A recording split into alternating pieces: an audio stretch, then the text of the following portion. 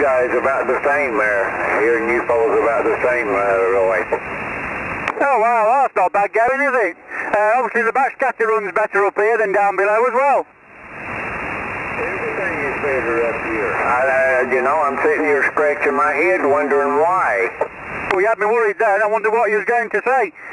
Maybe we need to start using it a little bit more up this end of the band.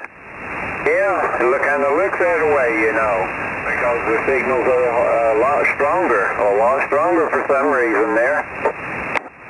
Yeah, there must be, I think there's a fair bit of activity as well, because when I flipped the VFO over onto 10 metres, it was up around 490, and as I scanned down, there was one or two stations that I came through on the way down here.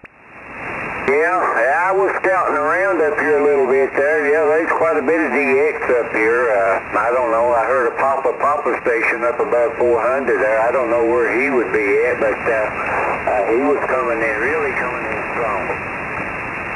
Wow, yeah, it's amazing. Anyway, take it back to Scott again, because we seem to be dominating the frequency between us up here. Yeah, you copying Roy in at all, Scott?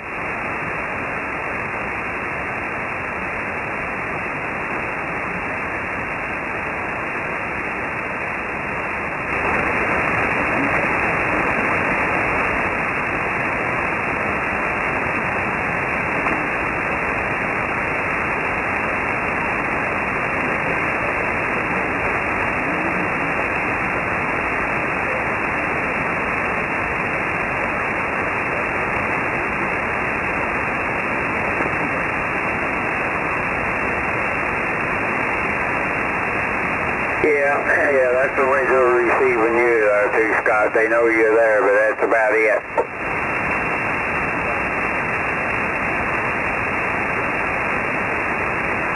It's unbelievable there. I'm telling you what there, Dale. It's unbelievable there, what a signal you're putting out with that antenna 3 feet off the ground. I know, Ron, I know, it's crazy, isn't it? It really is. But, so most of it's down to your end, I think, obviously with you pointing your beam this direction. And obviously you're in a good location anyway, so, yeah, I think you'd be able to hear a pin drop out this way, Ron, with that antenna over. Well, I didn't really know if it would work up here or not. And when Scott, and Bernie, we came up here earlier to give it a shot, and my God almighty, Scott and Bernie was busting the speakers up here. And, well, like I say, you know, I didn't know whether this shooting star would work that well up here, but evidently it works better up here than it does down there. Strange, isn't it? It's really strange. I really don't know why that is. I really don't know why that is, but I think it's just probably just something to do with the band. I don't know. I really don't know, Ron. But yeah, no, absolutely cracking signal. Much better. So yeah, so I'm really surprised with this vertical on it. Just stand by, Ron. What I'm going to do is I'm going to put the wire on. I'm going to put the wire on and tune the wire up and see what the difference is between this vertical and this wire up here, Ron, over. Yep, no problem. va1ron, I'll stand by.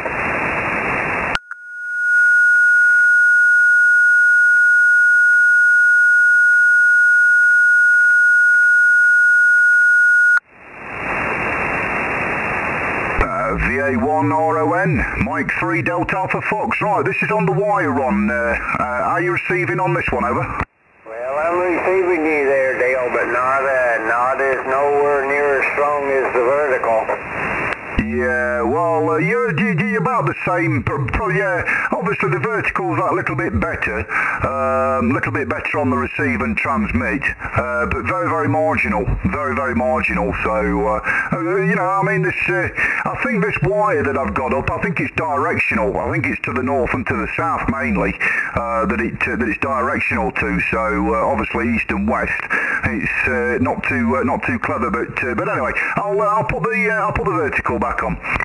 Yeah, well, I'll tell you what, I don't know which way you got it radiating there, Dale, but I'm receiving you on about a signal 3 on the wire, and you were 7 and 8 on the vertical, you know, and there's about 5 dB.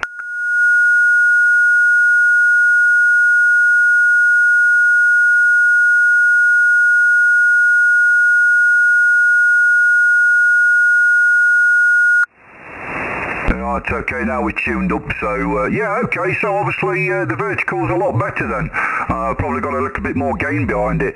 But saying that, you know, I keep saying it's about 3 feet off the floor. It's probably about, it's about 2 feet, I was saying to Roy yesterday, it's about 2 feet below ground level. Because where it's mounted, it's at the back of the property, back of the fence, but it's more like in a bit of a void, a bit of a gully at the back of the fence. So where the bottom of the fence is that I can see, it's probably at least 2 foot below the bottom of the fence panel. So yeah, it's not ground level. It's not 3 feet above. It's probably 2 feet below. Over. Just on the phone. Yeah, okay, Roy. Can you hear Dale when he goes over on that wire, Roy? He's just on the phone. He's just on the phone at the moment. But yeah, Roy can hear me on the wire, and Roy can't believe how well it works. The wire, Ron, over. Hey, you must have it radiating in his direction there, Dale. Yeah, I think so. Well, same as I say, to the north and the south, it's got a good path, north and south. But east and west, it's not too clever. But it's just strange, really strange. But I mean, the wire's only probably about 20 feet off ground at the moment, and it's about, I don't know, maybe 60 feet long. So yeah, I've got about a 20 foot, maybe 15, 20 feet of vertical wire going up, and then it comes across and then runs back to the house, you see. But I can get it up a lot higher, which I need to do. So obviously get a little bit more vertical section on it, get it away from the trees and stuff, get it out into the open, and hopefully that it should, if not, work as good as the vertical. Over. You're going to have to rotate that baby to where the null on the antenna will be north and south there instead of east and west. Yeah. Well, what I've thought about doing, Ron, is making a little wire beam up in the loft. A wire beam up in the loft and get it pointed out towards your direction. You know, I've got the antenna analyzer, so we can get it perfectly trimmed up and stuff. Obviously, I'm not really bothered about rotating it, but a wire beam up in the loft pointing your direction, I think it'd work extremely well. I would have thought. Over. Oh, it would there. I talked to Golf over in the Netherlands, and that's what he's got. He's got a dipole up in his loft there, and I'm telling you what, boy, you wouldn't believe how he comes in sometimes.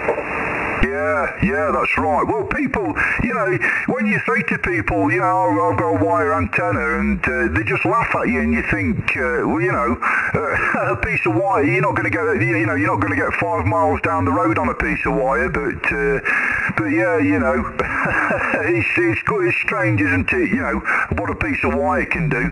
But yeah, that's what we thought about doing. It seems to sound still in the conservatory at the moment, and we're just in the processes of decorating the shack upstairs. So once I've got that painted, I've just filled and sanded all the walls down. I've just got to give it a lick of paint, and then obviously get some desks and some units built up in there, and get all the radio gear put in there. And as soon as we do that, then obviously that's when we'll be concentrating on the antennas, then get the antennas sorted out, get this wire sorted out outside, and then obviously thinking about just making a small little wire beam up in the loft pointing out towards the west. So yeah, it'll either work or it won't. But same as you say, a little dipole up in the loft works just as good. So we'll try it. If it works, it works. It's a bonus. If it doesn't, then there's no loss. Put it that way. Anyway, let's see if Roy's back. Are you back there, Roy? G1yne mobile, m3daf, over. No, he's still on the phone. I bet it's his missus. He can't leave him alone. She's always on the phone to him, Ron, over. Yeah, keeping track of him, I suppose, Dale.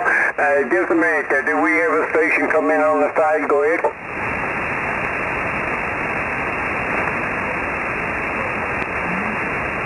Oh, okay, Scott. I thought that somebody else came in there, Scott.